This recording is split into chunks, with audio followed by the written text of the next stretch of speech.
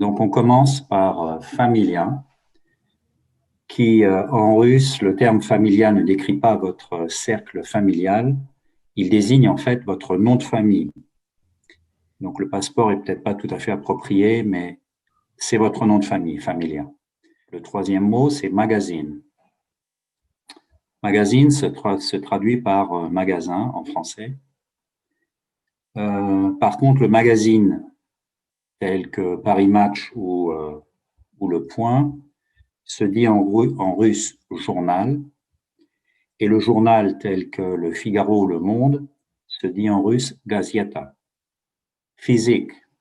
Physique, c'est en russe signifie tout simplement physicien.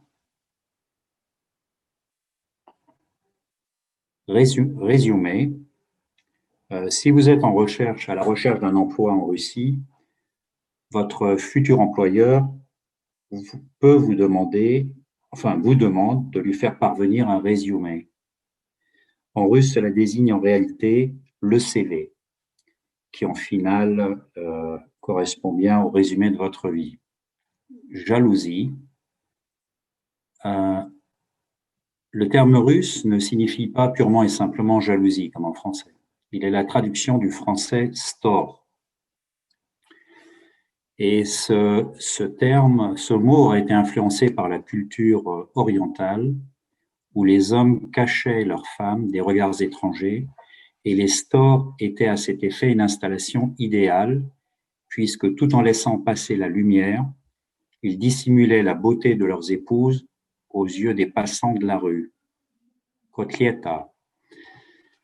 Imaginez que vous êtes dans un restaurant russe, vous parcourez le menu avec attention, parce que vous avez une faim de loup, et vous apercevez soudainement le terme kotlieta.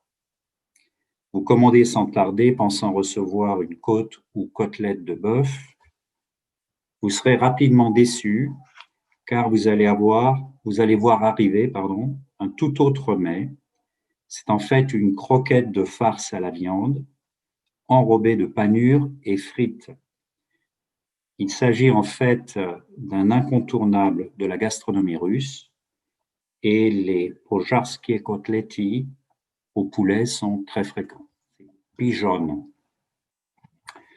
Un ami russe vous parle depuis 20 minutes d'un pigeon qui l'exaspère au travail. De par son allure et son comportement, et bien sûr, vous avez l'impression qu'il est tombé sur la tête. Ce qu'il faut savoir, c'est que ce terme en russe ne désigne en rien ces fameux volatiles omniprésents dans nos villes. Il s'agit en réalité d'un jeune homme superficiel, accordant une importance excessive à son allure. En français, cela pourrait se traduire par gandin. Vinaigrette. Stéphanie en a déjà parlé là, lors de la présentation précédente. Si vous voulez découvrir la cuisine locale russe, vous tomberez immanquablement sur la célèbre vinaigrette.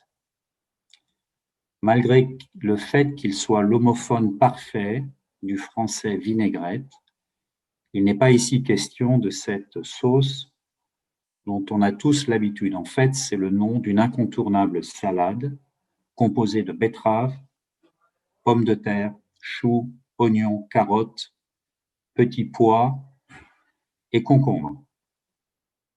Champignons. Décidément, la gastronomie russe est source de confusion pour les personnes qui apprennent le russe.